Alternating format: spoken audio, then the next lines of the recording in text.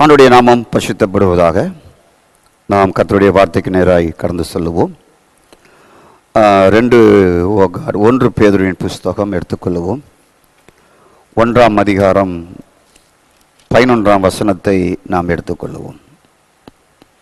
தங்களில் உள்ள கிறிஸ்துவின் ஆவியானவர் கிறிஸ்துவுக்கு உண்டாகும் பாடுகளையும் அவைகளுக்கு பின்வரும் மகிமைகளையும் முன்னறிவித்த பொழுது இன்ன காலத்தை குறித்தார் என்பதையும் அந்த காலத்தின் விசேஷம் என்ன என்பதையும் ஆராய்ந்தார்கள்.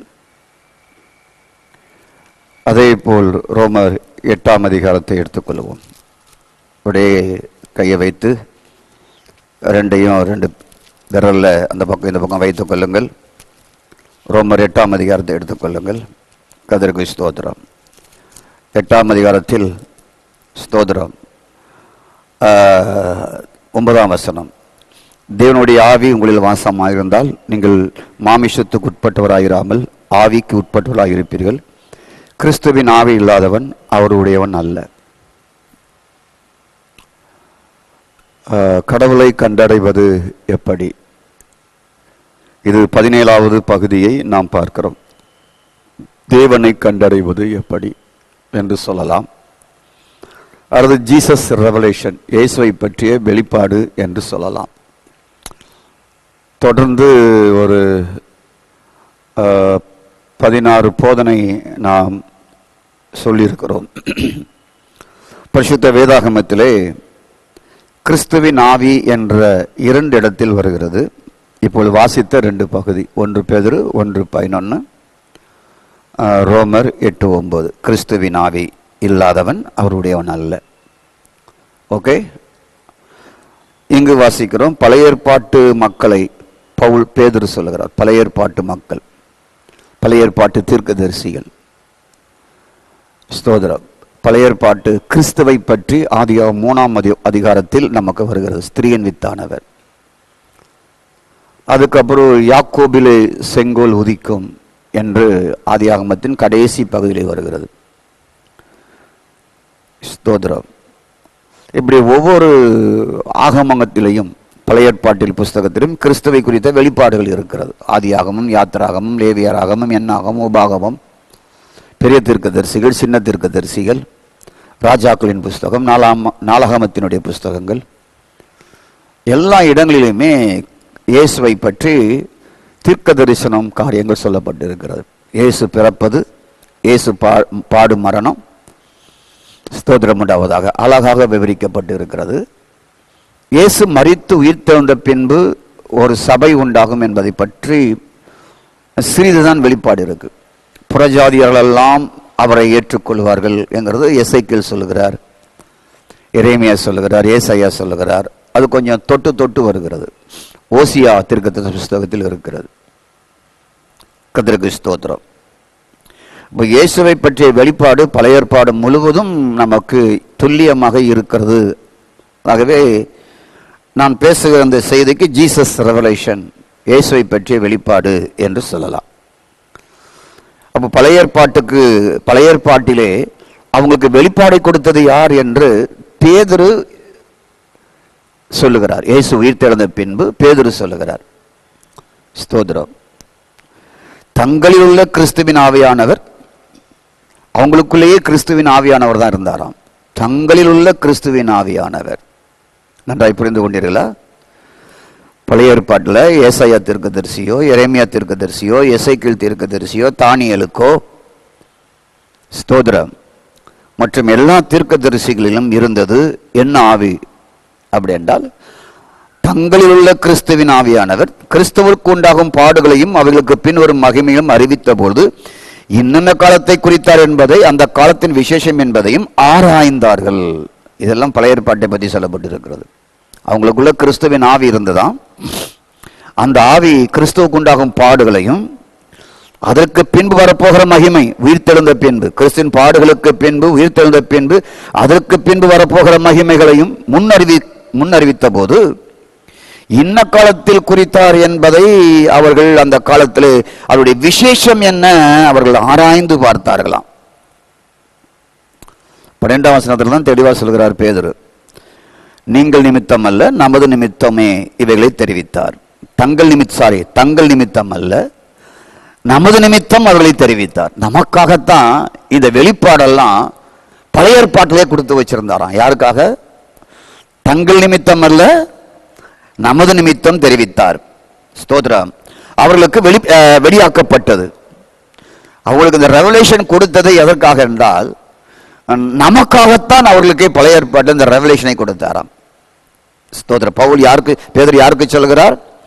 பொந்து, கலாத்தியா, கப்பதோக்கியா, ஆசியா, பித்தானியா தேசத்தில் சிதறி இருக்கிறவர்களுக்கு சொல்லுகிறார். யூதர்களுக்கு சொல்லல. ஸ்தோத்திரம் உண்டாவதாக. யூதர்களுக்கு சொல்லல. Praise God. யூதர்கள் அல்லாதவர்களுக்கு சொல்லுகிறார். ரோமர்களுக்கு, கிரேக்கர்களுக்கு, ஸ்தோத்திரம் உண்டாவதாக. இத்தாலிய தேசத்தை சேர்ந்தவர்களுக்கு, ஆசியா தேசத்தை சேர்ந்தவர்களுக்கு, கலாத்தியா தேசத்தை சேர்ந்தவர்களுக்கு, கப்பதோனியா பிரைஸ் காட் தேசத்தை சேர்ந்தவர்களுக்கு, பித்தானியா தேசத்தை சேர்ந்தவர்களுக்கு சொல்லுகிறார். ஸ்தோத்திரம். என்ன சொல்லுகிறார்? Praise God. ஸ்தோத்திரம். ஆகவே இவைகளை நமக்காக தெரிவித்தார். இது அவர்களுக்கு வெளிப்படுத்தப்பட்டது. நமக்கு சொல்வதற்காகவே பழைய ஏற்பாட்டில் கிறிஸ்துவை பற்றிய ரகசியங்கள் வெளிப்படுத்தப்பட்டது. ஸ்தோத்திரம். அடுத்தபடியாக என்ன? Praise God. பரலோகத்திலிருந்து அனுப்பப்பட்ட பரிசுத்த ஆவினாலே உங்களுக்கு சுவிசேஷத்தை பிரசங்கித்தவர்களை கொண்டு இவைகள் இப்போது உங்களுக்கு அறிவிக்கப்பட்டு வருகிறது. ஸ்தோத்திரம். மேல பரிசுத்த, கீழே பரிசுத்த ஆவினா, மேல கிறிஸ்துவின் ஆவி. இதை உங்களுக்கு நான் சொல்லிக் கொடுக்கிறேன். மேல என்ன சொல்றோம்? கிறிஸ்துவின் ஆவியானவர் அவர்களுக்கு உண்டாகும் பாடுகளை அறிவித்தார். கிறிஸ்துவின் ஆவியானவர். கீழே என்ன சொல்லப்பட்டிருக்கு? பரிசுத்த ஆவியானவர் சொல்லப்பட்டிருக்கு அதே வசனத்துல. ஸ்தோத்திரம். பரிசுத்த ஆவினாலே உங்களுக்கு சுவிசேஷத்தை பிரசங்கித்தவர்களை கொண்டு பிரைஸ் காட் இப்போது உங்களுக்கு சொல்லப்பட்டு கொண்டு வருகிறது. ஆவியானவரை கொண்டு, கிறிஸ்துவின் ஆவியானவர் பழைய ஏற்பாட்டிலே வெளிப்பாட்டை கொடுத்தார் அல்லவா, அந்த செய்திகளை, இனி வரப்போகிற மகிமை, உயிர்த்தெழுந்த பின்பு நீங்கள் அடைய வேண்டிய மகிமைகளை, கர்த்தருக்கு ஸ்தோத்திரம், இப்பொழுது பிரைஸ் காட் ஸ்தோத்திரம் உண்டாவதாக சுவிசேஷத்தை பிரசங்கித்தவர்களை கொண்டு இப்பொழுது உங்களுக்கு அறிவிக்கப்பட்டு வருகிறது. இதை பார்க்க தேவ தூதர்களும் ஆசையாக இருக்கிறார்கள். உலகத்தில் இருக்கிற பல கோடி மக்களுக்கு விருப்பம் இருக்கோ இல்லையோ, கோடா கோடி தூதர்களுக்கு நாம் பண்ற பிரசங்கத்துக்கு அவங்களுக்கு ரொம்ப சந்தோஷம். நமக்கு கண்களை காண்கிற உலகம், நம்ம இங்க உட்கார்ந்து இருக்கிறோம், நம்மளை பார்க்கிறோம். கண்ணில் காணாத ஒரு உலகம் இருக்கு, தூதர்கள். ஆகவே தூதர்கள் இங்கிருந்து இப்போது பிரசங்கப்படுகிற செய்தியை அழகாக கேட்டுக்கொண்டு இருக்கிறார்கள். அவங்க எதையும் செல்போனை வச்சு தடவிட்டு இருக்கல. அவங்க எதையும் பிரைஸ்கா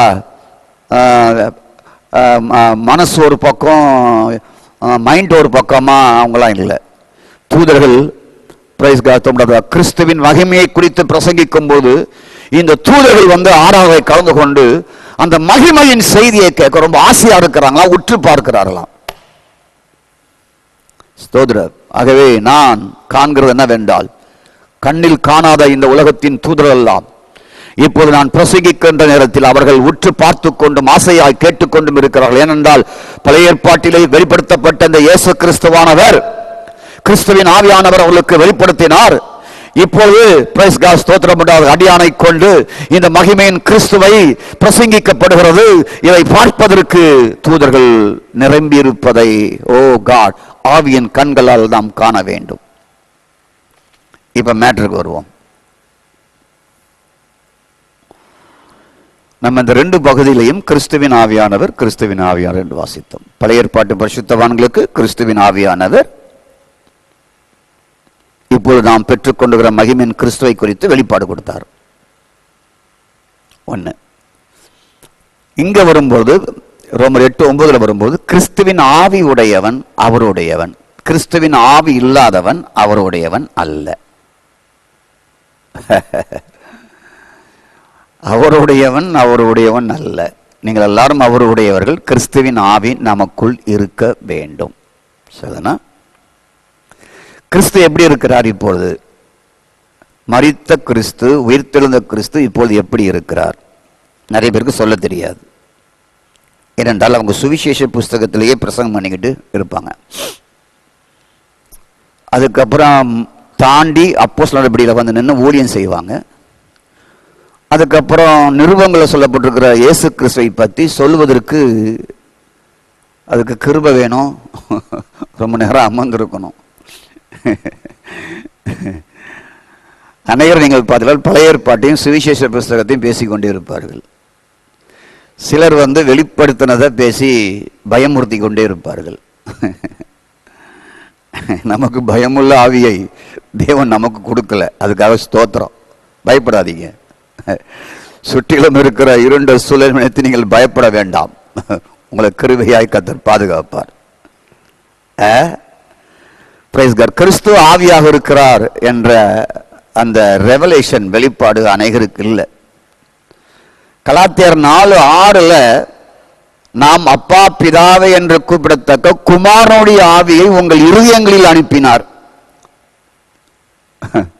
குமாரனுடைய ஆவியை உங்களுடைய இருதயங்களில் அனுப்பினார். அங்கு இயேசு ஆவியாக நம்முடைய இருதயங்களில் அனுப்பப்பட்டு இருக்கிறாராம். இதுவும் தெரியாது. சரி, பார்ப்போம். இயேசு சீஷர்கள் மத்தியில் இருந்தார். ஒரு மாமிசத்தில் வந்த இயேசு கிறிஸ்து. அந்த வார்த்தை மாமிசமாயி என்று 1 யோவான்ல வாசிக்கிறோம். அந்த வார்த்தை மாமிசமானார், இரத்தமும் மாமிசமும் ஆனார். இயேசு இந்த உலகத்தில் இருக்கும்போது மாமிசத்தில் வந்தவராக இருந்தார். ஆனால் சீஷர்கள் அவரை எப்படி பார்த்தார் என்றால் வார்த்தையாக பார்த்தார்கள். அதான் ஆதியிலே வார்த்தை இருந்தது.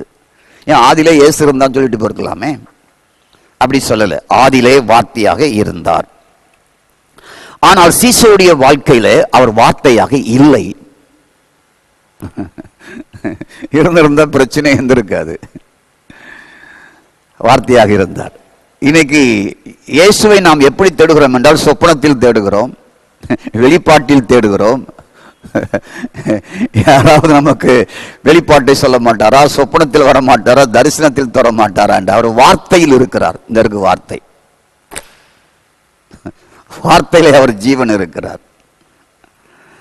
நான் ஒரு முதிர்ந்த தேவனுடைய மனுஷத்தில் நான் கேட்டேன், கடவுள் எங்கே இருக்கிறார் என்று சொல்லி. பரலோகத்தில் இருக்கிறார், ஒரே வழி. அவங்க 50 வருஷம் முடிஞ்சாலும் பரலோகத்தில் இருக்கிறார் என்று சொல்வார்கள். அவ்வளவுதான், அதுக்கு மேல தாண்டி போக தெரியாது. இயேசு 3 இடத்துல இருக்கிறார். 1 பரலோகத்தில் இருக்கிறார், 2 உங்களுக்குள்ள இருக்கிறார், 3 இந்த வார்த்தைக்குள்ள இருக்கிறார்.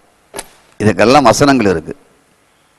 ஸ்தோத்திரம். வார்த்தை ஜீவனாக இருக்கிறது, உயிராக இருக்கிறது. அந்த ஜீவன் இயேசு. யோவான் 6:63. ஸ்தோத்திரம். நான் அல்ல, அவரே எண்ணில் வாழுகிறார். கலாத்தியர் 2:20. நான் அல்ல, அவரே எண்ணில் வாழுகிறார். குமாரனுடைய ஆவி என் இதயத்திற்குள் அனுப்பப்பட்டிருக்கிறது. எனக்குள் இருக்கிறார், எனக்குள் இருக்கிறார். இந்த வார்த்தைக்குள் இருக்கிறார் என்றால் ஒரு புலி சோறை கட்டிக்கிட்டு எங்கேயும் போக மாட்டான். வார்த்தையும் தனக்குள் இருக்கிறார்.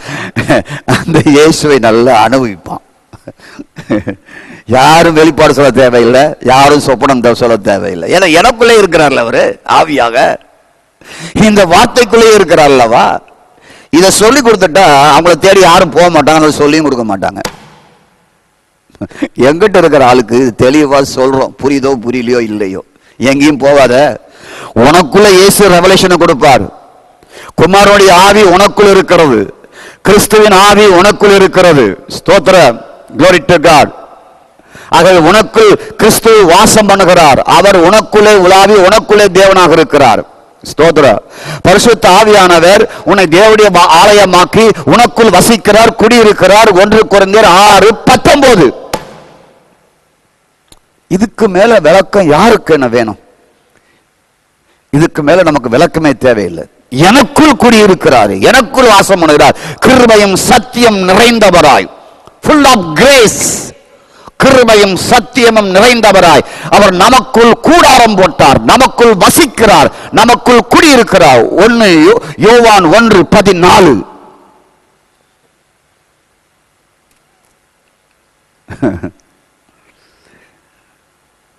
கதிரகு ஸ்தோத்ரா. இந்த ரெவலேஷன் வந்த பிறகு நமக்கு யாரையும் தீர்க்கதரிசியை கூப்பிட்டு கூட்ட வைக்க வேண்டிய அவசியம் இல்லைங்கிறத நான் உணர்ந்துட்டேன். ஏன்னா நமக்குள்ளே அவர் இருக்கிறார். நல்லா கேளுங்க. இயேசு எப்படி இருந்தார் என்றால், மாமிசத்தில் வந்த இயேசு சீஷர்களுக்கு மாமிசத்தில் வந்த இயேசுவாகவே இருந்தார். நமக்கு எப்படி இயேசு இருக்கிறார் என்றால், கேலண்டர்ல இருக்கிறார், நாம் பார்த்த உருவத்தில் இருக்கிறார், அவர் பரலோகத்தில் இருக்கிறார், அவர் சொப்பனத்தில் இருக்கிறார். அதுவாக இருக்கிறது. அதான் ப்ராப்ளமே. சீஷர்களுக்கு அதான் ப்ராப்ளம். சிலுவையில் எல்லாமே ஓடிட்டாங்க. ஒருத்தன் மறுதளித்தான், ஒருத்தன் தூக்கு போட்டு செத்தான், ஒருத்தன் நிர்வாணமாகவே கப்பல்ல இருந்து குதிச்சான். இயேசு உயிர்த்தெழுந்தார்ங்கிற செய்தியை கேட்ட உடனே வஸ்திரத்தெல்லாம் கலத்தி போட்டுட்டு கடலுக்குள்ள குதிச்சிட்டான். ஒருத்தன் கைய காமின்னா. கர்த்தருக்கு ஸ்தோத்திரம் உண்டாவதாக. ஆகவே நாம் சரியாக அறிய வேண்டும். ஏனென்றால் இயேசு வார்த்தையாக வந்தார். அந்த வார்த்தை இதோ இருக்கிறது. கர்த்தருக்கு ஸ்தோத்திரம். அப்போ இயேசு என்ன சொன்னார்னா, இந்த 3 வருஷம் முடியும் போது இவங்களுக்கு இயேசு பேச பேச கொஞ்சம் குழப்பம் உண்டாயிட்டு. இயேசு என் மாமிசத்தை பூசி என் ரத்தத்தை பானம் பண்ணு, அந்த மண்ணா பூசித்தான் பத்தி அவன்லாம் செத்து போயிட்டான், மோசையெல்லாம் செத்து போயிட்டான், நீ என்ன பூசித்தா, நீ என்ன பானம் பண்ணினா நீ சாக மாட்டடா அப்படிலாம் சொன்னா அவங்களுக்கு ரொம்ப இதெல்லாம் அவங்களுக்கு வந்து ஒரு கன்ஃபியூஷா இருந்தது. மாமிசத்திலேயே அதெல்லாம் நினைச்சு இவரை எப்படி புசிக்க முடியும், இவரை எப்படி குடிக்க முடியும் அப்படின்னு சொல்லி நான் ஏற்கனவே முந்தின பகுதியில் அதை நான் பேசியிருக்கிறேன். கிறிஸ்து அப்பமாக இருக்கிறார் என்று நான் பேசியிருக்கிறேன். கர்த்தருக்கு ஸ்தோத்திரம் இருக்கட்டும். அப்போ இயேசு சீசர்கிட்ட கொஞ்சம் பேசினார். என்ன பேசினார் பாப்போமா? எடுத்துங்க யோவான் 14ஆம் அதிகாரத்தை எடுத்துங்க. போகும்போது என்ன சொல்றாருன்னு பாருங்க. ஸ்தோத்திரம் 17 சொல்றாரு, 18 16 சொல்லுகிறாரு, நான் வேறொரு தேற்றல் உங்களுக்கு தந்துடுவேன். சத்திய ஆவியானவரை காணாமல் அறியாமல் இருக்கிறபடியில் அவரை பெற்றுக்கொள்ள மாட்டாது. அவர் உங்களுக்குள்ள வாசம் பண்ணுவார், உங்களுக்குள்ள குடியிருப்பார். அதாவது ஒரு வசனம் வாசித்தாலும் நச்சின்னு வாசிக்கணும், நிறுத்தி வாசிக்கணும். 5 அதிகாரம் 10 அதிகாரம் வாசித்ததெல்லாம் விட்டுருங்க. போட்டி போட்டு வருஷத்துக்கு 3 முறை படிச்சதெல்லாம் மண்டையில ஏறாது. ஸ்தோத்திரம். நச்சின் படிக்கணும். Price God. அவர் உங்களுடனே வாசம் பண்ணுவார், உனக்குள்ள தான் குடியிருப்பார், உன்னை விட்டு எங்கேயும் போக மாட்டார். நீ தூங்கினாலும் சரி, பயணம் பண்ணாலும் சரி, ஸ்தோத்திரம் உண்டாவதாக. ஓ காட், உனக்குள்ள குடிப்பார். வீடு போற நிலைமையில நீ அங்க படுத்திருந்தாலும் சரி, உனக்குள்ள அவர் குடியிருப்பார். அப்படி புரிஞ்சாதான் வெற்றி வாழ்க்கை வாழ முடியும். எனக்குள்ள ஒரு குடியிருக்கிறார், அவர் ஆவியானவர். அதுதான் வெற்றி வாழ்க்கை. அதுதான் ஒரு வாலிபனுக்கு வெற்றி வாழ, குடும்பத்துல வெற்றி வாழ. அவங்க தான் எனக்குள் ஒருவர் குடியிருக்கிறார் என்ற அந்த தைரியத்தோடு அவங்க ரிமோட்லாம் சரியா இருக்கும். சர்ச்சில் வந்து கை தட்டிட்டு போயிடுவாங்க, அதுக்கப்புறம் ரிமோட் வேற மாதிரி வீட்டில் வேலை பார்த்துட்டு இருக்கும். காரணம் என்னவென்றால் நல்ல டீச்சிங்க புரியறதில்ல, கேட்கறதில்ல, வாசிக்கிறதில்ல. ஸ்தோத்திரம் விட்டு விட்டு விடுகிறது. ஸ்தோத்திரம். எனக்குள் ஒருவர் குடியிருக்கிறார், வாசம் பண்ணுகிறார், உங்களுக்குள்ளே இருப்பதனாலே அவர்களை அறிவீர்கள். அப்ப அநேகருக்கு தனக்குள் இருக்கிற ஒரு ஆவியானவரை அறிகிற அறிவு இல்லை. தனக்குள்ளே ஒருவர் இருக்கிறார். எத்தனை வருஷம் ஆவிக்குரிய சபையில் இருக்கிறேங்கிறது முக்கியம் இல்ல, எனக்குள்ள ஒருவர் இருக்கிறார், அவர் என்னை கண்ட்ரோல் பண்ணுகிறார். என் ரிமோட் அவர் கையில் இருக்கு, என் மைண்ட் அவர் கையில் இருக்கு, என் சிந்தை அவர் கையில் இருக்கு, என் உணர்வு அவர் கையில் இருக்கிறது, என் உணர்ச்சி அவர் கையில் இருக்கிறது. ஸ்தோத்திரா. அப்புறம் சொல்லிட்டு நீங்கள் அவரை அறிவீர்கள். நல்லா புரிஞ்சுக்கொள்ளுங்க. அதான் நான் நிதானமா வாசிக்கணும்னு நினைக்கிறேன். நான் யோவான் 1ஆம் அதிகாரத்தை 1ஆம் வசனத்தை 3 நாளா 1ஆம் வசனத்தில் இன்னும் பார்த்துக்கிட்டு இருக்கிறேன். 1 ஆதியிலே வார்த்தை இருந்தது, 1 அந்த வார்த்தை தேவனா இருந்தது, 2 ஸ்தோத்திரம் உண்டாவதாக, 3 வந்து பிரைஸ் காட் அந்த வார்த்தை எடுத்துக்கிறேன். இப்போ ஸ்தோத்திரம். அந்த வார்த்தை தேவனிடத்தில் இருந்தது. இது மட்டும் தான் முடிச்சிருக்கிறேன். வார்த்தை இருந்தது, வார்த்தை தேவனிடத்தில் இருந்தது, பிரைஸ் காட். ஆதியிலே வார்த்தை இருந்தது, அந்த வார்த்தை தேவனிடத்தில் இருந்து, அந்த வார்த்தை தேவனா இருந்தது. இந்த 3ஐயும் 3 நாளா பார்த்துருக்கிறேன். அதுல தான் ஏகப்பட்ட விஷயமே இருக்கு. இப்ப அதுக்கு போக வேண்டாம். ஸ்தோத்திரம். என்னிடத்தில் நம்முடைய சபையில் வருகிற மக்கள் எல்லாம் தெளிவாக இருக்க வேண்டும் என்று நான் விரும்புகிறேன். வேத வார்த்தையிலே உங்களை திக்கற்றவளா விட மாட்டேன். ஏன்னா உனக்குள்ள தான் அவர் இருக்கிறார். நீ ஏன் திக்கற்ற பரதேசியா திக்கற்றவனா ஒன்றுமில்லாம போகிற, உனக்குள்ளே அவர் இருக்கிறார், திக்கற்றவளை விட மாட்டேன். இன்னும் கொஞ்ச காலத்தில் என்னை காணாது, இந்த உலகத்தில் என்னை பார்க்க மாட்டீங்க. ஸ்தோத்திரம். இந்த கொஞ்ச காலத்தில் உலகம் என்னை காணாது, இந்த உலகம் காணாது, ஆனா நீங்க என்னை காண்பீர்கள். அது என்னையா அது? என்ன இந்த உலகம் என்னை பார்க்காது, ஆனா நீ என்னை பார்ப்ப. எப்படி பார்ப்ப? அதுக்கு பதில் தான் 14ஆம் வசனத்துல சொல்லிட்டாரு, நான் ஆவியா வருவோம் உனக்குள்ள இருப்பேங்கிறாரு. நீ இன்னைக்கு வரைக்கும் மாமிசத்துல பார்த்துட்டு இருக்கிற. ஹலோ, புரியுதா? இப்போ வரைக்கும் மாமிசத்துல தான் பார்த்துட்டு இருக்கிற. நான் எத்தனை பேயை விரட்டுவேன், எத்தனை பிசாசை விரட்டுவேன், ரொட்டியை உனக்கு எப்படி ஜெபம் பண்ணி நிறையா கொடுப்பேன், எத்தனை கூடை கொண்டு போகலாம், எவ்வளோ மீன் பிடிக்கலாம், அதே கதையில் தான் நீ இருக்கிற. என்னை மாமிசத்திலேயே நீ அனுபவிக்கிற. இனி என் மாமிசத்தில் அனுபவிக்க முடியாது. நான் போகிறேன், நான் அனுப்புகிறேன், உனக்குள்ள அவர் இருப்பார். இந்த உலகம் என்னை காணாது, நீ காண்ப. ஓ காட், டேஸ்டான வார்த்தை. ஸ்தோத்திரம். தேனிலும் மதுரமான வார்த்தை இந்த வார்த்தை. நீ என்னை காண்ப, நீ என்னை காண்ப. கர்த்தருக்கு ஸ்தோத்திரம். அடுத்தபடியாக, நான் பிழைக்கிறபடியால் நீயும் பிழைப்ப. என்னை காண மாட்டீங்க, நான் சாவ போறேன், நான் பிழைப்பேன், நீயும் பிழைப்ப. கிறிஸ்து என்னில் வாழுகிறார். இதைத்தான் ரெவலேஷனாக சொல்லுகிறார் பவுல் கலாத்தியர் 2:20. நான் அல்ல, கிறிஸ்துவே என்னில் வாழுகிறார், நானும் வாழ்றேன் அப்படிங்கிறார். கர்த்தருக்கு ஸ்தோத்திரம். சரி, இதை சொல்லிட்டாரா? அடுத்தபடியாக இயேசு நீங்கள் என்னை காண்பீர்கள் என்றார். உலகத்தை விட்டு போகிறேன்னு சொன்னார். கர்த்தருக்கு ஸ்தோத்திரம். ரொம்ப கன்ஃபியூஷன் இருக்கு பார்த்தீங்களா? சீசர்களுக்கு மண்டே குழம்பி போயிருக்கும். என்னை பார்க்க மாட்டேன், உலகம் பார்க்காதரா, ஆனா நீங்க என்னை பார்ப்பீங்கடா அப்படிங்கிறாரு. ஸ்தோத்திரா. இப்போ இதே 16ஆம் அதிகாரத்தை எடுத்துக்கொள்ளுங்க. இந்த யோவான் 14, 15, 16 எனக்கு புரிவதற்கு 35 வருஷம் ஆச்சு. கர்த்தருக்கு ஸ்தோத்திரம் உண்டாவதாக. அடுத்தபடியாக 16:28 வாசி பாருங்க. 16:28. Praise God. நான் பிதாவிடத்திலே புறப்பட்டு போகிறேன், நான் பிதாவிடத்திலிருந்து புறப்பட்டு உலகத்தில் வந்தேன், மறுபடியும் உலகத்தை விட்டு பிதாவிடத்திலே போகிறேன் என்றார். அப்படி சீஷர்கள் நோக்கி, இப்பொழுது இந்த ஓமையாய் பேசாமல் வெளிப்படையாய் பேசும் என்று சொல்லுகிறார்கள். ஸ்தோத்திரம். நீர் எல்லாவற்றையும் அறிந்திருக்கிறது என்றும் உம்மை ஒருவன் வினாவ வேண்டியது என்றும் இப்பொழுது அறிந்திருக்கிறோம், இதனால் நீர் தேவனிடத்தில் இருந்து வந்தீர் என்று விசுவாசிக்கிறோம் என்று சொன்னார்கள். 28 என்ன சொல்லுது? ஸ்தோத்திரா, glory to God. நான் பிதாவிடத்திற்கு புறப்பட்டு போகிறேன், நான் அங்கிருந்தா வந்தேன், நான் அங்கே போறேன் அப்படின்னு சொல்லுகிறார். இங்க வாங்க, இதே 18ஆம் வசனத்துல வாங்க. Praise God. அவங்களுக்கு 18ஆம் வசனத்துல கொஞ்ச காலம் என்கிறீரே, இது என்ன? அப்பொழுது சீஷர்கள் 17ஆம் வசனத்துல, நான் பிதாவிடத்தின் போகிறபடியால் கொஞ்ச காலத்தில் என்னை காண்பீர்கள், மறுபடியும் கொஞ்ச காலத்தில் என்னை காண்பீர்கள் என்று அவர்கள் தம்முடன் சொல்லுகிறதன் கருத்து என்னதென்று தங்களுக்குள்ளே பேசிக் கொண்டதுமின்றி, கொஞ்ச காலம் என்கிறீரே, இது என்ன? எங்களுக்கு விளங்கல. போறேங்கிறீங்க பிதாவுகிட்ட, கொஞ்ச காலத்துல பாப்பேங்கிறீ, அது என்ன அப்படின்னு கேட்கிறாங்க. ஹலோ, நான் பிதாவிடத்தில் வந்தேன், நான் பிதாவிடத்துக்கே போறேன், ஆனா என்னை காண மாட்டீங்க, ஆனா கொஞ்ச காலத்துல என்னை பார்க்க போறீங்க அப்படிங்கிறாரு. இது என்னன்னு கேட்கிறாரு.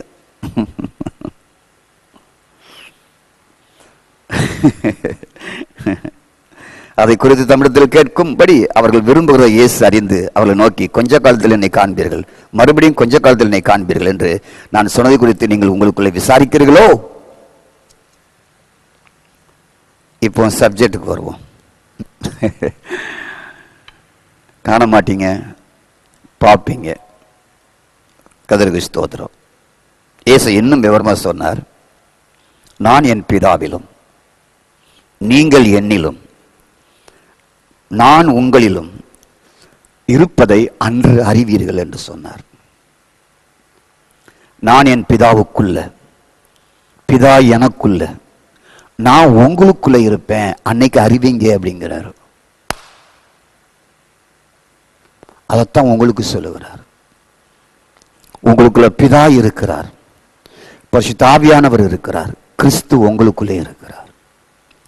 அப்ப நீங்க எப்படி வாழணும்? டாப் ஒன்னா உங்க மாவட்டத்தில் நீங்க வாழணும். எவ்வளவு பெரிய மகாதேவன் பிதா, ஸ்தோத்திரம். அசைவாடி ஒழுங்கினமாக இருந்த பூமியை பாதுகாத்த ஆவியானவர்,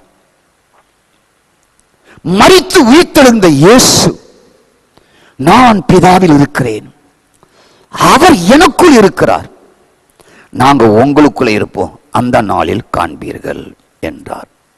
வசனம் வேணுமா? எடுங்க.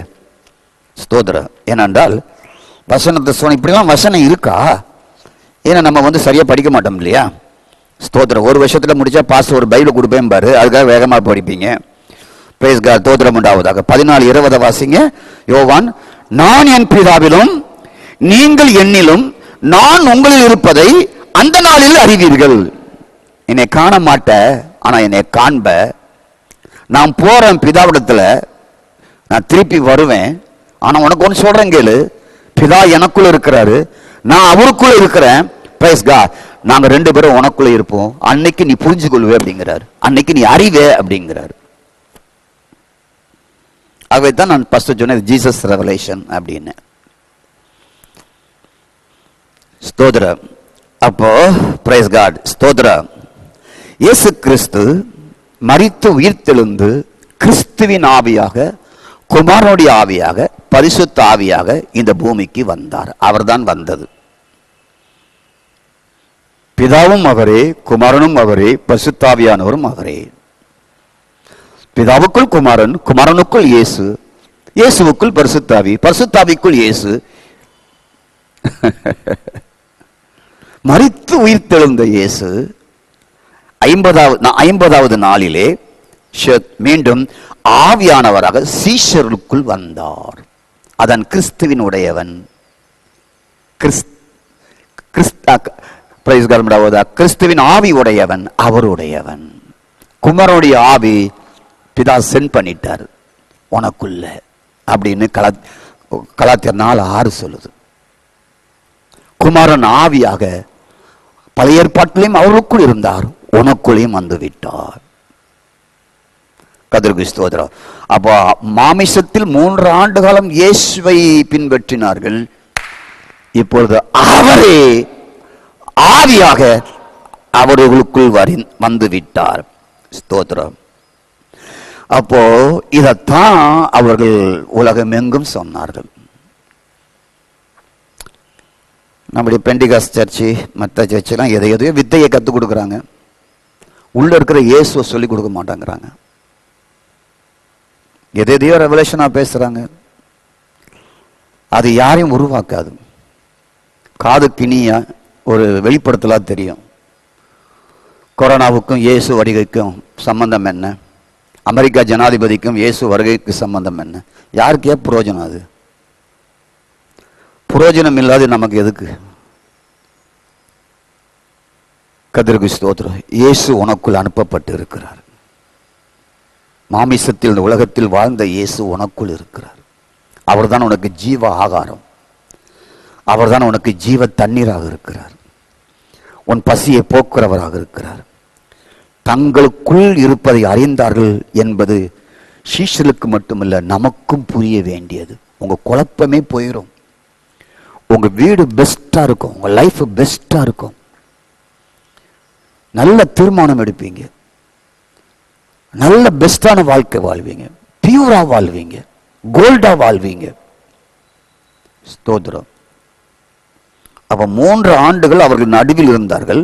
மரித்து உயிர்த்தெழுந்த பின்பு ஆவியானவராக அவருக்குள் வந்தார். ஆகவே தான் மீண்டும் என்னை காண்பீர்கள் என்று சொன்னார்.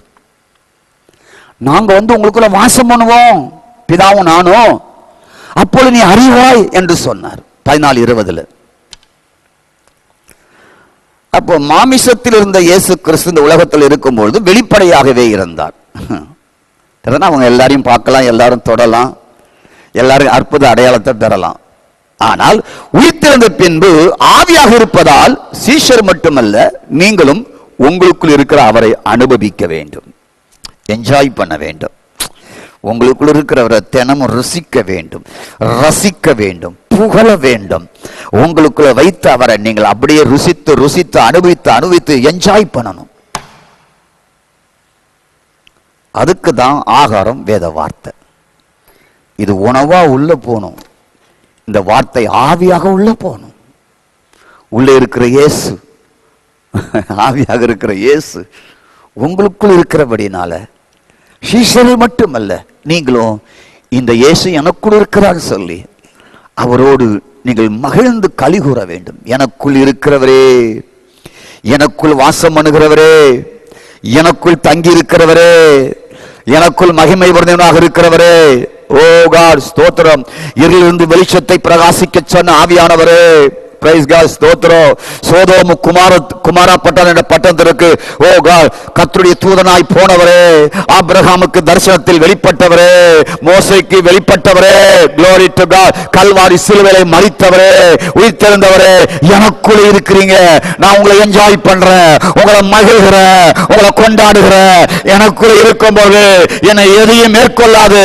ஓ காட், எந்த ஓ காட் ஸ்தோத்திரம் பண்ணாவதாக கொள்ளை நோயோ, எந்த பாடம், எந்த இருளோ, எந்த பாவமோ, எந்த சாபமோ எனக்குள் இருக்கிறத தாண்டி எனக்குள்ள வர முடியாது என்ற ரெவலேஷன் உனக்கு கிடைக்கும்.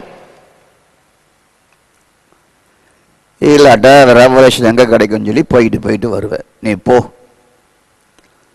ஆளுக்கு ஒண்ணு சொல்லி உங்களை பைத்தியக்காரன் ஆகிடுவாங்க. கர்த்தருக்கு ஸ்தோத்திரம். அப்ப இன்னும் நான் சொல்றேன் கேளுங்க. எனக்கு இது 17வது செய்தி. ஒரு 50 செய்தி எனக்கு இருக்கு.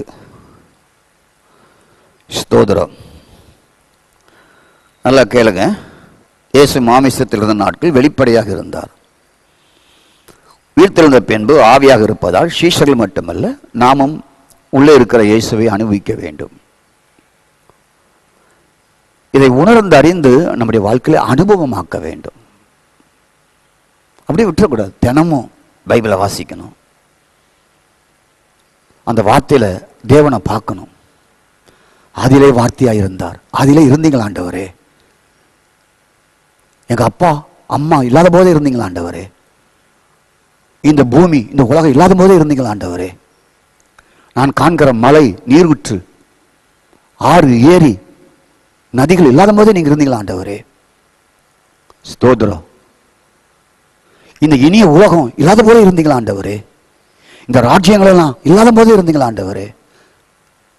அப்போ அதிலே இருந்தவரே எனக்குள்ள இருக்கீங்களா ஆண்டவரே? இப்படி வார்த்தையை வைத்து அவரை டேஸ்டா அப்பமா பானமா தினமும் புசித்து சாப்பிடணும். அந்த ஆதியிலே வார்த்தை இருந்ததுக்குள்ள பெரிய செய்தியே இருக்கு. நான் கொஞ்சம் ஒரு நிமிஷத்துல சொல்லி இருக்கிறேன். இப்படி பேசினாதான் அதை வெளிப்படுத்துவார் ஆண்டவர். அதிலே இருந்தீங்களா? நான் காரு, என் பங்களா, என் வீடு, என் வேலை, 50 லட்சம் டெபாசிட் பண்ணியிருக்கிறேன், அதெல்லாம் இல்லாத போதே இருந்தீங்களா? ஆமா, அதெல்லாம் இல்லாத போதே இருந்தாரு. நீ பிறக்கலை பத்தி அதுக்கு முன்னாலே இருந்தாரு.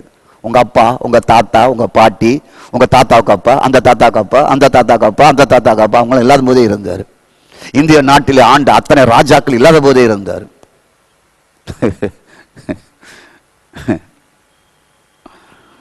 அந்த இருந்த ஆண்டவர் தான் உனக்குள்ள இருக்கிறார். இதை உடந்து அறிந்து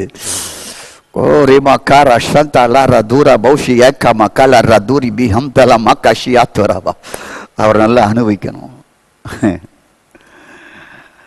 அப்போ இயேசு மாமிசத்தில் இருந்த நாட்களே வெறும் அனுபவமாக சீசருக்கு இருந்தாங்க. பின்னாலேயே போனான். சிலர் பாஸ்டர் பின்னாலே போவான், ரட்சிக்கவே போட மாட்டான். கார் ஓட்டுவான், அதை ஓட்டுவான், பஸ்ஸை ஓட்டுவான், ஆம்பிளிஃபையர் எடுத்து வைப்பான், கீபோர்டை போடுவான், குழல் ஊதுவான், கொட்டடிப்பான், கடைசியில் மாமிசத்திலேயே இருப்பான். நமக்கு 40 வருஷம் சர்வீஸா இருக்குதுல்ல. இந்த சீஷர்கள்ட்ட இதுதான் இருந்தது. 3 வருஷம் ஒருத்தனாவது உருப்படியா இருந்தானா? இயேசு உள்ள வந்த பிறகும் உருப்படியா மாறணும். இந்த ரெவலேஷன் வராட்டா மாற மாட்டாங்க. அப்ப இயேசு மாமிசத்தில் இருக்கும்போது வெறும் அனுபவமான இயேசுவாக இருக்கிறார். போ, தூண்டில போடு, போட்டேன், வெள்ளி காசை கொண்டா, அப்பத்த வாங்க, ஜோமணி தரேன் கொடு, ஏய் தண்ணி ஊத்தி ஊத்து தொட்டில, எல்லாரும் கொடு, சொம்பு சொம்பா குடிச்சிருப்பானுங்க சீசர்லாம். கர்த்தருக்கு ஸ்தோத்திரம். மாமியார் வீட்டுக்கு போனார் பேதர், மாமியார் மாமி எலும்பு போ, அந்த மாதிரி காப்பி போட ஆரம்பிச்சிட்டாங்க திருப்பி. இதுக்கு தான் பின்னாலேயே மாமிசத்திலே அனுபவமா போயிட்டு இருந்தாங்க. நீங்களும் இயேசுவை, நானும் இயேசுவை வெறும் அறிவோட வச்சிருந்தோம்னா பயன்படவே படாது. வெறும் அறிவோட இயேசு இருந்தா பயன்படவே படாது. ரட்சிக்கப்பட்டிருக்கிறேன், மனம் திரும்புகிறேன், நல்ல ஒரு ஆவிக்குரிய சபைக்கு போகிறேன், ஜோஷுவா மாசலாமணி சபைக்கு போகிறேன், பரவாயில்ல. உலகத்தில் சூப்பரான ஒரு சபை கூட போங்க, நோ ப்ராப்ளம். நீங்கள் எந்த சபைக்கு போகிறீங்களோ நீங்கள் போங்க, டோன்ட் வரி. வெறும் அறிவோட வெறும் உணர்வோட இயேசுவை பின்பற்றக்கூடாது. கர்த்தருக்கு ஸ்தோத்திரம். நம்ம அறிந்திருக்கிறது நமக்கு பிரயோஜனமாகவே இருக்காது, கொஞ்சம்தான், அவ்வளோதான். ஸ்தோத்திரம். ஆகவே நாம் அறிந்திருப்பது நமக்கு பிரயோஜனமாக இருக்குமா? தற்சமயம் அப்படி தெரியும். ஆனால் உங்களுக்குள், உங்கள் ஆவிக்குள் இயேசு வைத்து பேசி மகிழும் பொழுதுதான் ஆவியின் அனுபவம். இயேசு எங்க இருக்கிறாருன்னு சொல்லி அநேகருக்கு ரொம்ப குழப்பமாவே இருக்கு. ஏன்னா அதான் சொல்றேன், பைபிளை ஒழுங்கா படிப்பது கிடையாது. முதல்ல ஊழியர்லேருந்து ஒருத்தரும் படிப்பது கிடையாது. ஒரு அதிகாரம் கூட படிக்காத, ஒரு முறை கூட பைபிள் படிக்காம 40 வருஷம் ஊழியராக இருக்கிறவங்களாம் இருக்கிறாங்க. நான் அந்த டிபார்ட்மெண்ட் இருக்கிறனால எனக்கு தெரியும். நாங்களும் ரட்சிக்கப்பட்ட காலத்தில் ஒரு மீன் கடைக்கு போனாலும் பைபிளை கொண்டு போவோம், பார்பர் ஷாப்புக்கு போனால் பைபிளை கொண்டு போவோம், மளிகை கடைக்கு போனால் பைபிளை கொண்டு போவோம். ஒரு முறை தெசன் வேலையில் இபி ஆஃபீஸ்க்கு பைபிளை கொண்டு போனேன். என்ன பைபிளோட உள்ள வர அப்படின்னு கேட்டான். 40 வருஷத்துக்கு முன்னால். அது என்னுடைய உடைமை, அது என் சொத்து, நான் கொண்டு வருவேன் அப்படின்னு. இப்போ யாரை பார்த்தாலுமே பைபிள் இல்லாமல் தான் ஊழியரை வெளியே பார்க்கலாம். நீங்கள் கையில் பைபிள் இருக்காது. ஆனால் அன்னைக்குள்ள அந்த மூத்த தலைவர்கள் அப்படி கற்றுக் கொடுத்தாங்க. ஒரு ஊழியன் போகும்போது கையில் பைபிள் இருக்கணும் அப்படின்னு சொல்லி, அதுதான் உன்னுடைய அடையாளம்னு சொல்லி. இந்த காலத்தில் உங்களுக்கு ஒத்து போட்டு வருதோ ஒத்து போட்டு வரலையோ அது உங்கள் விருப்பம். எங்கள் அனுபவத்தை நாங்கள் சொல்கிறோம். பாருங்க, 2 தீமோத்தேயு எடுத்துக்கொள்ளுங்க. ஸ்தோத்திரம். இந்த ஜீசஸ் ரெவல்யூஷனை பற்றி பேசும்போது தான் எனக்கு நிறைய வசனங்கள் என்னுடைய இதயத்திற்குள், மைண்டுக்குள், ஆவிக்குள் பதிய ஆரம்பித்தது. ஸ்தோத்திரம். 2 தீமோத்தேயு 4ஆம் அதிகாரம். பல முறை இந்த வசனத்தை நான் சொல்லிக்கிட்டு வரேன். இயேசு கிறிஸ்து, கர்த்தராகிய இயேசு கிறிஸ்து உன் ஆவியோடு இருப்பாராக. கர்த்தராகிய இயேசு கிறிஸ்து உன் ஆவியோடு இருப்பாராக. கர்த்தராகிய இயேசு கிறிஸ்து உன் ஆவியோடு இருப்பாராக. ஸ்தோத்திரம். அப்போ ஆவியானவர் எங்க இருக்கிறார்? இங்கே தான் இருக்கிறார், என் ஆவியோடு இருக்கிறார். அப்போ ஆவியோடு இருக்கிற இயேசுவை பார்த்து பேசி மகிழ வேண்டும். உங்கள் ஆவியுடன் இயேசு கிறிஸ்து இருப்பாராக என்று சொல்லப்பட்டு இருக்கிறது. தேவனுடைய வார்த்தை அப்படிதான் சொல்லுகிறது. இயேசு கிறிஸ்துவை நானோ நீங்களோ ஒரு பிஷப்போ ஒரு பெரிய தேவ மனிதனோ எங்களை போல ஒரு ஓவர்சியர் பிரஸ்பெக்டர் நிலைமையில் இருக்கிறவர்களோ வெறும் புரிந்து அறிந்து பிரசங்கம் செய்வதனால ஒரு பிரயோஜனம் கிடையாது. சிலர் வெறும் அறிவாக புரிந்து அறிந்து பிரசங்கம் செய்வது, ஊழியம் செய்வது இருக்கிறது. இயேசுவை வார்த்தையாக வேதத்தில் இருக்கிறார். எதற்காக இருக்கிறார்? அவரை அறிகிற அறிவுல வளருவதற்கு. இந்த வார்த்தையை படிப்பா, அதில் வளருப்பா, நான் உனக்குள்ள தான்பா இருக்கிறேன், நான் மரித்தம்பா, உயிர் தெழுந்தம்பா, கிறிஸ்துவின் ஆவியா, பரிசுத்த ஆவியா, கர்த்தருடைய ஆவியா, தேவனுடைய ஆவியா, குமாரனுடைய ஆவியா, உனக்குள்ள நான் வந்துட்டனே, உனக்கு தெரியலையா அப்படிங்கிறாரு. அப்ப இயேசு எதுக்கு ஆவியா உள்ள வந்தார் என்றால், நாம் அவரை தினமும் என்ஜாய் பண்ண, அவரோடு மகிழ்ந்து இருக்க, அவரோடு மகிழ்ச்சியாக இருக்க, அவரோடு சந்தோஷமாக இருக்க, அவரோடு நாம் வெற்றி வாழ்க்கை வாழ, அவர் உங்களுக்குள் இருந்து நீங்கள் வெற்றி வாழ்க்கை அடைய, நோய் இல்லாமல், பேய் இல்லாமல், தரித்திரம் இல்லாமல், ஏழ்மை இல்லாமல், நொறுக்குதல் இல்லாமல் வெற்றி வாழ்க்கை வாழ. ஸ்தோத்திரம். இப்படிப்பட்ட அனுபவத்தில் இருக்கும்போதுதான் ஒரு விசுவாசி உயிராக இருக்கிறார்கள், ஒரு சபை உயிராக இருக்கிறது. இல்லாவிட்டால் அதுக்கு ஆப்போசிட் தான். ஸ்தோத்திரம். அநேக சபைகள் எப்படி இருக்கிறார் என்றால், ரட்சிக்கப்பட்டும் அபிஷேகம் பெற்றும் மரித்த லாசரு போல் இருக்கிறார்கள். அது நாட்டம், நாட்டம் தான் மிச்சம் உண்டாகும். இயேசு கிறிஸ்து குமாரன் ஆவியாக இருக்கிறார், கலாத்தியர் 4:6. தேவனுடைய ஆவியாக இருக்கிறார், ரோமர் 8:10. குமாரனுடைய ஆவியாக இருக்கிறார், கிறிஸ்துவின் ஆவியாக இருக்கிறார், ரோமர் 8:10. கர்த்தருடைய ஆவியாக இருக்கிறார், 6:17. 1 கொரிந்தியர்.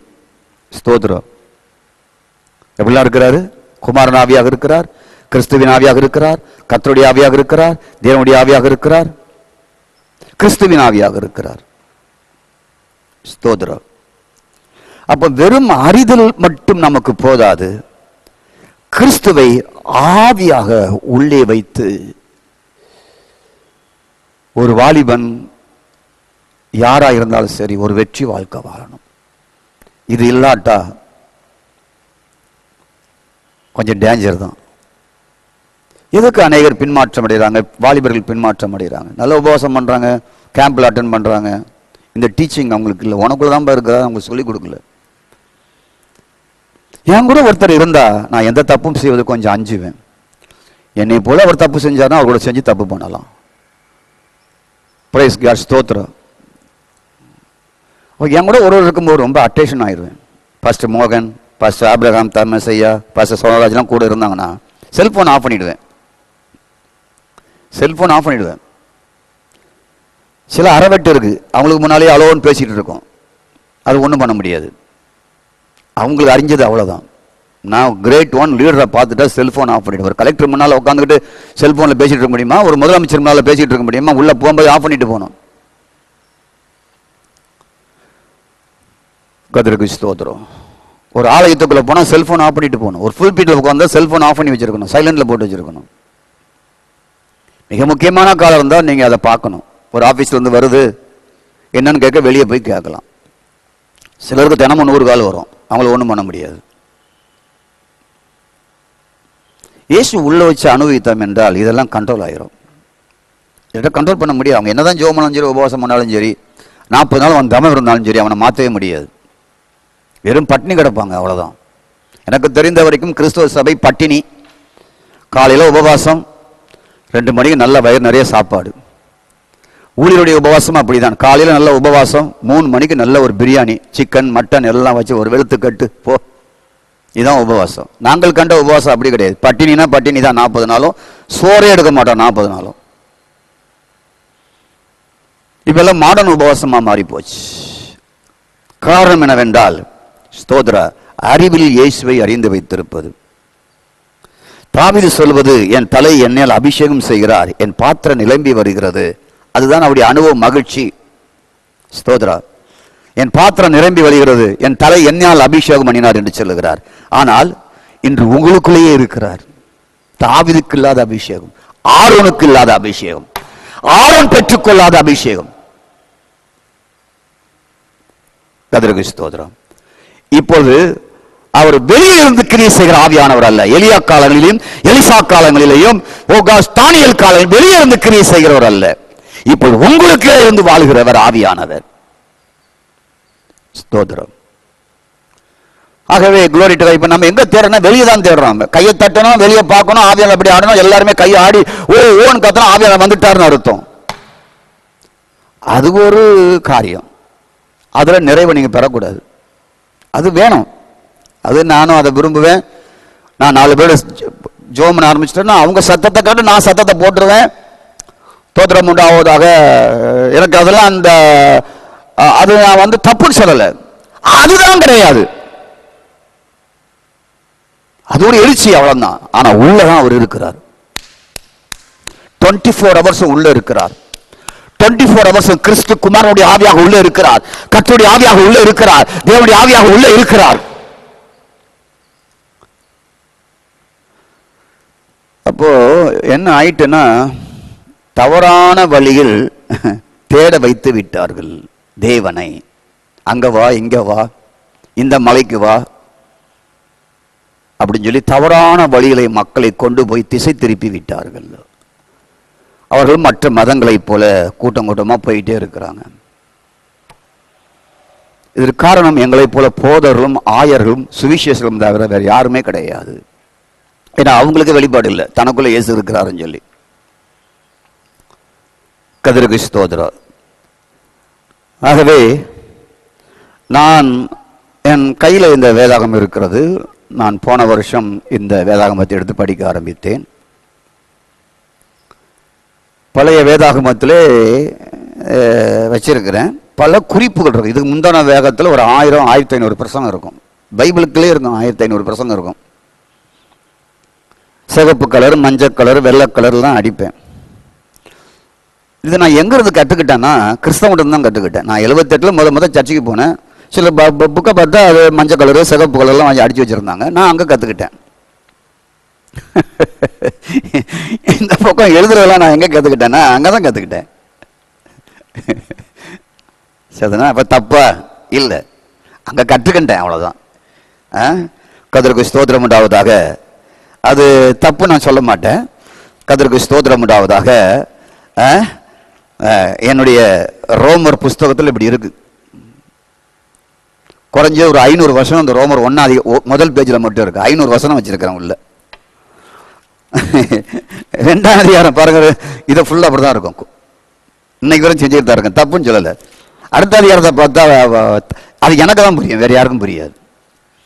ஒரு பக்கத்தில் மட்டும் 500 வசனங்கள் இருக்கு ரோமர் 1ஆம் அதிகாரத்தில் மட்டும், அந்த ஒரு பேஜில். ஆகவே பிரைஸ் காட், தவறு இல்லை, நான் அதை தவறு சொல்லலை, கற்றுக்கொண்டேன்னுங்கிறேன்.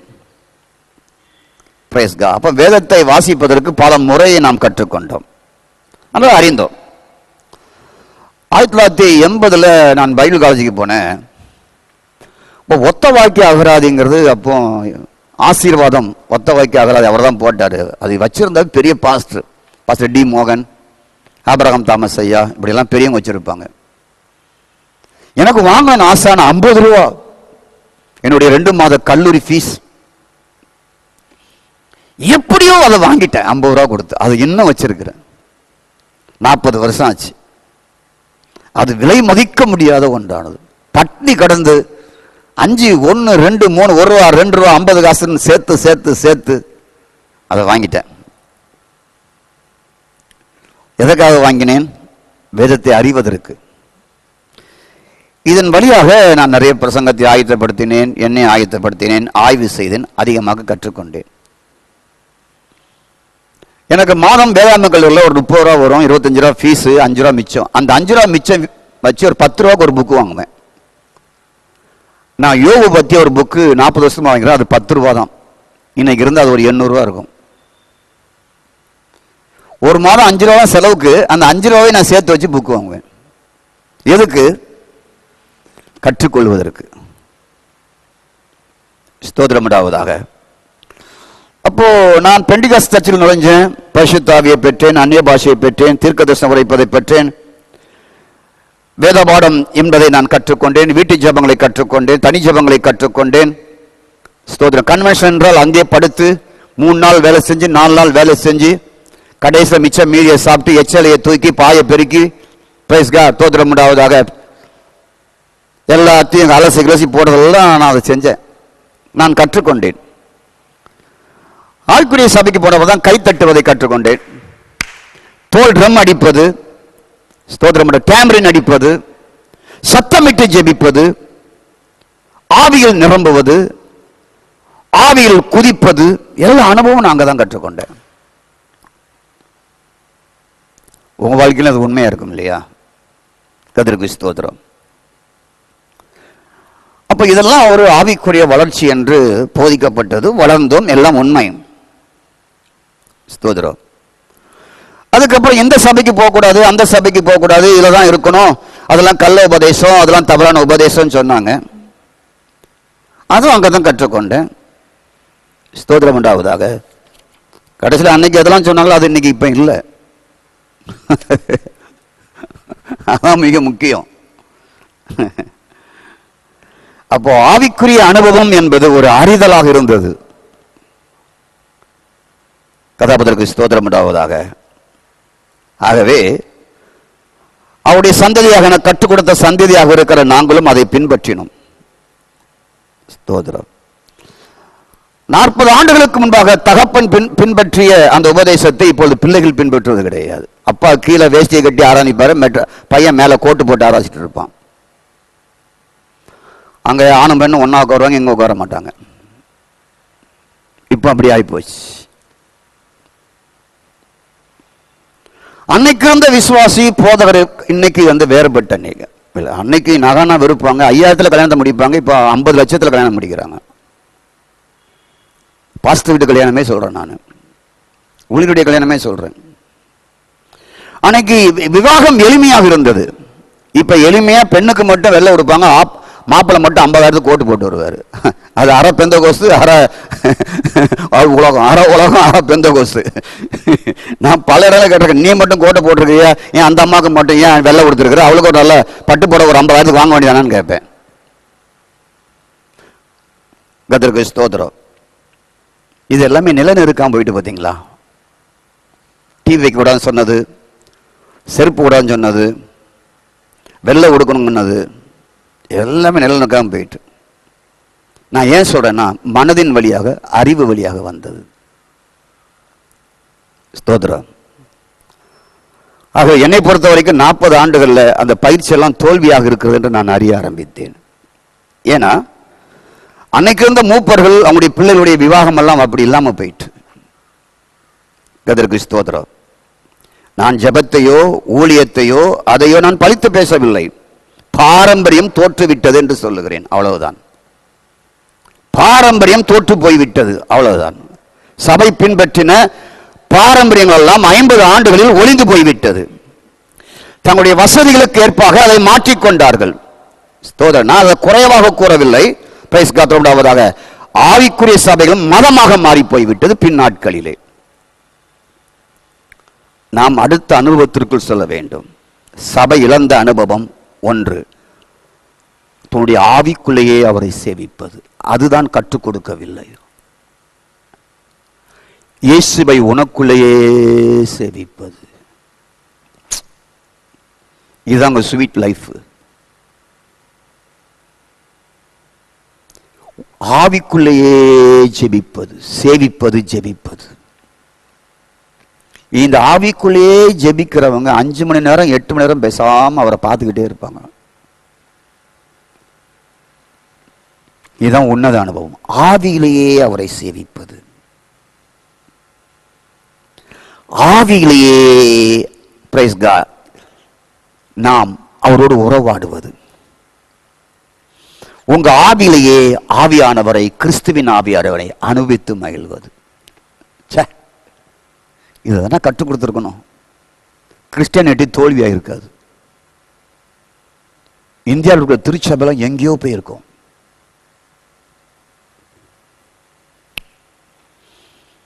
கர்த்தருக்கு ஸ்தோத்திரம். தன்னுடைய ஆவிக்குள் ஆவியானவர் இருக்கிறார். பொதுவாக சொல்லுவாங்க, அனுபவமா இருக்காது. எனக்குள்ள ஆவியானவர் இருக்கிறாரு அப்படிம்பாங்க, அது பொதுவாதான். என் ஆவியில் கிறிஸ்து உயிர்த்தெழுந்து கிறிஸ்துவின் ஆவியாக என் ஆவியோடவே இருக்கிறார். ஸ்தோத்திரம். என் ஆவிக்குள் இருக்கிறார் என்ற அறிதல், போதிக்கப்படுதல், அனுபவம் இல்லாத சபையாக இருக்கக்கூடாது. அதுதான் வெற்றி வாழ்க்கை, அதுதான் முடிவு பண்ணும்.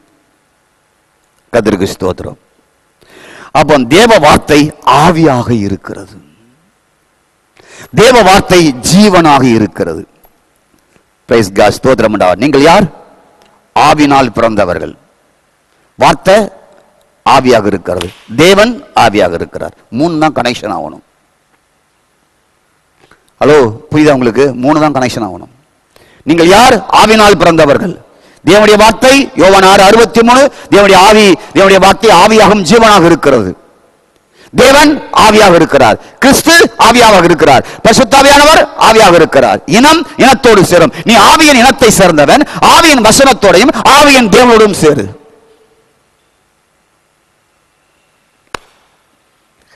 இங்கதான் வெற்றி. நம்ம எப்படி சேவிக்கிறோம்? மனசுல, அறிவுல சேவிக்கிறோம்.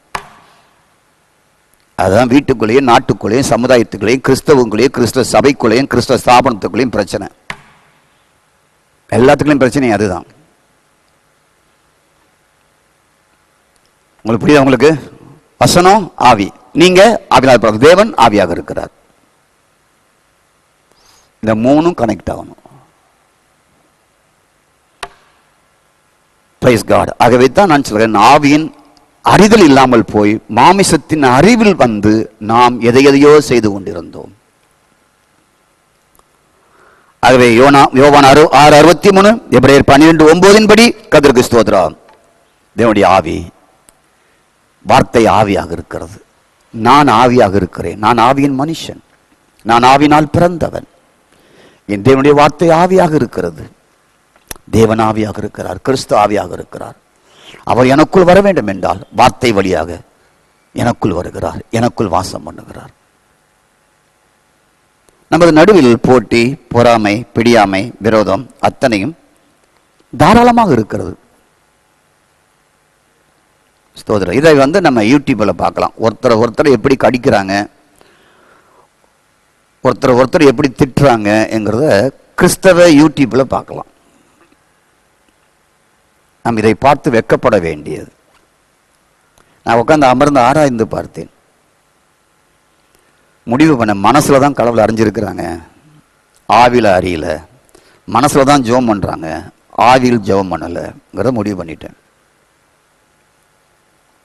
தேவனை ஆராதிப்பது, ஜெபிப்பது, உபவாசிப்பது இதெல்லாமே வெளியே தான் இருக்குது, உள்ள அனுபவமா இல்லை. அதனால தான் எனக்குள்ள போட்டி, எனக்குள்ள போறாம, பிடியாம, தலகனம், எரிச்சல் எல்லாமே இருக்குங்கிறத நான் கண்டுபிடிச்சேன். நம்ம இதை விட்டு வெளியே வரணும். இதை விட்டு வெளியே வரணும் என்றால் நம்முடைய அறிதலை மாற்ற வேண்டும். நான் ஆவினால் பிறந்தவன், என் தேவன் ஆவியாக இருக்கிறார். இயேசு சொன்ன வார்த்தை ஆவியாக இருக்கிறது. மரித்த இயேசு எனக்குள் ஆவியாக வந்தார். ஸ்தோத்திரம். இதுதான் நிலைநிற்கக்கூடியது. மற்ற எல்லாம் நிலைநிற்காமல் போய்விடும். அவன் தேவன் ஆவியாக உங்கள் ஆவிக்குள் வசிக்கிறார். ஆகவே கர்த்தரோடு இசைந்திருக்கிறவன் ஒரே ஆவியாக இருக்கிறான். நீங்கள் ஆவியின் மனிதன். நீங்கள் கர்த்தரோடு இசையும் பொழுது அவரோடு ஒரே ஆவியாக இருக்கிறீர்கள். நீங்களும் அவரும் ஒரே ஆவியாக இருக்கிறீர்கள். Enjoy life. நான் அவரும் ஒரே ஆவியாக இருக்கிறோம். கர்த்தருக்கு ஸ்தோத்திரம். இதுதான் அடுத்த ஆவியின் அனுபவத்திற்கு கொண்டு போகும். நாம் கற்றுக் கொடுத்த அனுபவம் எல்லாம் கைத்தட்டுதலோடு அந்நிய பாஷையோடு முடிந்து போய்விட்டது. நான் அவரோடு இசைந்திருக்கிறேன். நானும் அவரும் ஒரே ஆவியாக இருக்கிறேன். 1 கொரிந்தியர் 6:17. நானும் அவரும் ஒரே ஆவியாக இருக்கிறேன். நீங்கள் ஆவியின் தேவனை உங்கள் ஆவியில் நிறைவாக காணாத பட்சத்தில் உண்மையான மாற்றம் உங்களுக்குள் ஒருபோதும் வராது. நீங்கள் ஆவியினால் பிறந்தவர்கள். தேவன் ஆவியாக இருக்கிறார். இந்த தேவனை உங்கள் ஆவியில் நிறைவாக காணாத பட்சத்தில் உண்மை மாற்றம் வராது. இங்குதான் கிறிஸ்துவை உடையவன். நானும் அவரும் நான் கிறிஸ்துவை உடையவன். அந்த கிறிஸ்துவின் உடையவனுக்குள்ளே ஆணும் இல்லை, பெண்ணும் இல்லை, யூதனும் இல்லை, அடிமையும் இல்லை, எதுவும் இல்லை. அவை ஆவியின் தேவனை ஆவியோடு உனக்குள்ள இருக்கிற ஆவியோடு ஜெபம் பண்ணணும். அது சத்தம் வருதோ சத்தம் வரலையோ உன் ஆவிக்குள்ள வச்சு ஜெபம் பண்ணணும். ஸ்தோத்திரம். ஆவியினால் சேவிக்க வேண்டும், ஆவியினால் விசுவாசிக்க வேண்டும். ஸ்தோத்திரம். ஓ காராபா காலாரா சாந்தாலாராபா. உங்களுக்கு ஒன்னே ஒன்று தேவை, ஆவி என்ற உறுப்பு. அதை கண்ணால பார்க்க முடியாது. தேவன் ஆவியாக இருக்கிறார், கண்ணால பார்க்க முடியாது. இந்த கருப்பு வெளுத்து வெள்ளை இல்ல, இந்த பைபிள் இல்ல, அதுவும் ஆவியாக இருக்கிறது. இந்த மூணுமே கண்ணால பார்க்க முடியாது. வார்த்தையும் ஆவியாக இருக்கிறது, அந்த வார்த்தைக்குள் ஆவியானவர் இருக்கிறார், அதை பார்க்க முடியாது. நானே ஜீவ அப்பம், அது ஆவியாக இருக்கிறது, அதை கண்ணால பார்க்க முடியாது. ஆதியிலே வார்த்தை இருந்தது, அது ஆவியாக இருக்கிறது, அதை பார்க்க முடியாது. உங்களுக்கு ஒரு ஆவியின் மனுஷன் இருக்கிறான், அதை பார்க்க முடியாது. தேவன் ஆவியாக இருக்கிறார், அதை மாமிசத்தில் பார்க்க முடியாது. ஆனால் மூன்றும் இருக்கிறது. ஸ்தோத்ரா. இந்த மூன்று கனெக்ஷன் ஆகணும். நீர் ஜீவ அப்பம், என் வாழ்வின் அப்பம், என்னை வாழ வைக்கிற அப்பம், உம்மோடு இணைகிற ஆண்டவரே. என்னை வாழ வைப்பது எதுவுமே இல்லை, உம்மோடு இணைகிற. என் தாகம் தீர்க்க தண்ணீர் உம்மோடு இணைகிற. நீர் எனக்குள்ள தான் இருக்கிறீர். என் ஆவிக்குள்ள நான் உம்மை சேவிப்பேன். என் ஆவில உம்மா காண்றேன். என் ஆவிக்குள்ள நீங்க வாழ்றீங்க. நான் ஆவியின் மனுஷன். அன்புடையவர்களே, அப்ப வெளிப்புறத்தில் இருப்பது நம்மை உருவாக்காது என்பதை இந்த ஜீசஸ் ரெவலேஷன்ல நீங்க புரிஞ்சுக்கணும். இதுதான் வெளியே இருக்கிற எந்த சேஞ்சும் ஒரு மனுஷனை மாற்றாது. நான் உள்ளே வைத்து அவரை அனுபவிக்க வேண்டும். கண்களை மூடி ஜெபம் பண்ணுவோம். பழைய ஏற்பாட்டிலே கிறிஸ்துவின் ஆவியானவர் இன்ன காலத்தில் இன்னது சம்பவிக்கும் என்று அவளுக்கு வெளிப்படுத்தப்பட்டது. அது இப்பொழுது உங்களுக்கு என்னுடைய ஊழியக்காரர் மூலமாய் வெளிப்படுத்தப்படுகிறது. இதை பார்க்க தேவ தூதர்களும் ஆசையாக இருக்கிறார்கள். கிறிஸ்துவின் ஆவி உடையவன் அவருடையவன், கிறிஸ்துவின் ஆவி இல்லாதவன் அவருடையவன் அல்ல. ஸ்தோத்திரம். கிறிஸ்துவின் ஆவியோடு இருப்பாராக. குமாரன் உன் ஆவிக்குள் இருக்கிறார். ஆவிக்குள் உங்கள் ஆவி இணைய வேண்டும். அங்குதான் தேவாலயமாக்கப்படுதல். உங்க சுகமாக்குதல் அங்கதான் இருக்குது. உங்க வளர்ச்சி அங்கதான் இருக்குது. உங்க தரித்திரம் போவது அங்கதான் இருக்கு. உங்க நோய் போவது அங்கதான் இருக்கு. உங்க பிரச்சனை போவது அங்கதான் இருக்கு. உங்களுக்கு விடுதலை அங்கதான் இருக்கு. நீங்க உங்க விடுதலைக்காகவே ஜெபம் பண்ணலாம். டைரக்டா ஆவியானவரோட பேசலாம். உங்களுக்குள்ள இருக்கிற ஆவியானவரோட நீங்க நேரா பேசலாம். வார்த்தை வழியாக பேசலாம். ஓ கர்ரா மக்கா ரஷாந்தா ரபா, உங்களுக்குள் ஆவியானவர் இருக்கிறார். இந்த செய்தியை கேட்கிற நீங்கள் உங்களுக்குள் ஆவியானவர் இருக்கிறார். ஆவியானவர் போல் உங்களுடைய ஒவ்வொரு பார்ட்ஸையும் தொடுகிறார். உங்கள் உடல் உறுப்புகளை தொடுகிறார். ஸ்தோத்திரம். உள்ளே இருந்து உங்களை குணமாக்குகிறார். உனக்கு ஆரோக்கியத்தை வரப்பண்ணி உனக்கு நான் சமாதானத்தை கட்டளையிடுவேன் என்று சொன்னவர் உங்களுக்குள்ளேயே அவர் இருந்து சுகமாக்குகிறார். என் தழும்புகளால் குணமானீர் என்று சொன்னவர் உங்களுக்குள்ளே இருந்து தன் தழும்புகளால் உங்களுடைய இறப்பையை குணமாக்குகிறார். உங்களுடைய கிட்னியை குணமாக்குகிறார். உங்களுடைய சுகர் வியாதியை குணமாக்குகிறார். உங்களுடைய கண்களை குணமாக்குகிறார். Glory to God. உங்களுக்குள்ள இருக்கிற பிதாவானவர், உங்களுக்குள்ள இருக்கிற பரிசுத்த ஆவியானவர், உங்களுக்குள்ள இருக்கிற கிறிஸ்துவின் ஆவியானவர் உங்களுக்கு போன் எல்லாம் குணமாக்குகிறார். உங்களுடைய டியூமர் எல்லாம் குணமாக்குகிறார். விடாத காய்ச்சல் எல்லாம் குணமாக்குகிறார். உங்களுக்குள் ஏன் வாழ்கிறார் என்றால், உங்களுக்குள் ஏன் வசிக்கிறார் என்றால், உங்களை விடுவிக்க, உங்களை சிறப்பிக்க, உங்களை ஸ்தோத்திரம் உண்டாவதாக உங்களை உயர்த்ததான் உங்களுக்குள் இருக்கிறார். உங்களுக்குள்ளே இருக்கிறவர் உங்களை ஒரு எஸ்தரை போல் உயர்த்த மாட்டாரா? உங்களுக்குள் இருக்கிறவர் ஒரு தானியலை போல் உயர்த்த மாட்டாரா? உங்களுக்குள் இருக்கிறவர் ஒரு பொருளாதாரத்தை ஆஸ்வதிக்க மாட்டாரா? உங்களுக்குள் இருக்கிறவர் உன் தரித்திரத்தை மாற்றி அமைக்க மாட்டாரா? உங்களுக்குள் இருக்கிறவர் உன்னை பிழைத்தாட்சியாய் மாற்ற மாட்டாரா? உங்களுக்குள் இருக்கிறவர் உன்னை நோய் நொடி இல்லாமல் உன்னை ஆளாக்க மாட்டாரா? உங்களுக்குள் இருக்கிறவர் நீ வேலை இல்லாமல் அலையாதபடி நீ வேலையோடு சிறப்பாக இருக்க, சம்பாதிக்க, உன் தொழிலை, உன் வியாபாரத்தை அதை விருத்தியை செய்ய மாட்டாரா? அவர் உனக்குள்ளே இருக்கிறார், வேறு எங்கும் அல்ல. எங்கும் அல்ல, எங்கும் அல்ல. எனக்குள் இருக்கிறவர் இந்த மாவட்டத்திலேயே என்னை உயர்ந்தவனாக மாற்றத்தான் அவர் இருக்கிறார். எனக்குள் இருக்கிறவர் இந்த மாவட்டத்தை மாற்றி அமைக்கத்தான் எனக்குள் இருக்கிறார்.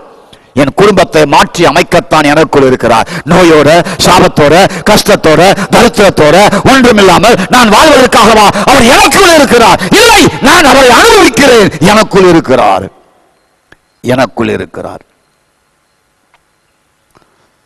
மாமிசத்தில் இருந்த இயேசுவை சீஷர்கள் மாமிசத்தில் உம்மை அனுபவித்தார்கள். நான் போறேன், திருப்பி வருவேன். பிதா என்னில் இருப்பதன் போல் நான் உன்னில் இருப்பேன். அப்போது நீங்கள் அறிவீர்கள் என்று சொன்னீர். அவங்க எல்லாம் தைரியமா ரத்த சாட்சியாய் சாவதற்கு காரணம் எனக்குள்ள இயேசு இருக்கிறார். அதுதான். அவங்களாம் தங்களுடைய கழுத்தை கொடுக்க காரணம் எனக்குள் இயேசு இருக்கிறார். அதுதான். ஓ காட் ஸ்தோத்திரம். அவர்கள் எல்லாம் ஆண்டவர் துஷ்ட மிருகங்களுக்கு இரையாய் போட்ட போது தங்கள் உயிரை கொடுத்தது காரணம் எனக்குள் இயேசு இருக்கிறார். அதுதான், வேறு ஒன்றுமே இல்லை. ஆண்டவரே, உம்மை மாமிசத்தில் பின்பற்றவர்களை அப்போஸ்தலர்கள், ஆதி திருச்சபைகள் தனக்குள்ளேயே அந்த தேவனை சேவித்தார்கள். 3ஆம் நூற்றாண்டுக்கு பின்பு இது அழிந்து போய்விட்டது ஆண்டவரே. மீண்டும் 16ஆம் நூற்றாண்டில் மார்ட்டின் லூத்தர் மூலமாக உலகமெங்கும் சென்றது ஆண்டவரே இந்த நற்செய்தி. அதற்கு பின்பு ஆண்டவரே ஸ்தோத்திரம், இது மறைந்து போனதாக மாறி போய்விட்டது ஆண்டவரே. எங்களுக்குள் தான் இருக்கிறீர். எங்களை நாங்கள் காண்கிறோம், காண்கிறோம். எங்கள் தூக்கத்திலும் உண்மை காண்கிறோம், எங்கள் படுக்கையிலும் உண்மை காண்கிறோம், நாங்கள் நடக்கும்போது உண்மை காண்கிறோம். உங்களை என்ஜாய் பண்றோம், உங்களை அனுபவிக்கிறோம். எங்களை அனுபவிக்க, எங்களை கண்ட்ரோல் பண்ணுகிற கிறிஸ்துவானவர் உள்ள இருக்கிறீங்க. நாங்கள் எங்களை கண்ட்ரோல் பண்ணோம். இப்போ எங்களுக்குள்ள இருந்து நீங்கள் வழி நடத்துறீங்க, ஆவியில் நடத்துகிறீங்க, ஆவியோடு எங்களை நடத்துகிறீங்க. அதற்காக நன்றி, நன்றி. இயேசுவின் நாமத்தில் பிதாவே, ஆமேன். என் ஆத்துமாவே கர்த்தரை ஸ்தோத்திரி, என் முழுவதுமே பரிசுத்த நாமத்தை ஸ்தோத்திரி. என் ஆத்துமாவே கர்த்தரை ஸ்தோத்திரி, கர்த்தர் செய்த சகல வாரங்களையும் மறவாதே. ஆமேன். தேங்க்யூ. ஆண்டவர் உங்களை ஆசீர்வதிப்பார். ஒவ்வொரு இரவும் 10 மணிக்கு நமக்கு ஸ்தோத்திரம் உண்டாகும். நான் யார், ஹூ ஐ ஆம் என்ற ஒரு செய்தியை தொடர்ந்து ஒரு 25 பகுதி பேசியிருக்கிறேன். நாளையிலிருந்து அது இரவு வரும். திங்களிலிருந்து வெள்ளிக்கிழமை வரும். இரவு 10 மணியிலிருந்து 10:30 வரைக்கும் தான். தொடர்ந்து வாசியுங்கள். புது சிருஷ்டிப்பை குறித்து நான் 4 காரியம் பேசியிருக்கிறேன். 5வது காரியம் திங்கட்கிழமை இரவு 10 மணிக்கு வரும் என்பதை அன்போடு தெரிவித்துக் கொள்கிறேன். நன்றி. கர்த்தருக்கு ஸ்தோத்திரம்.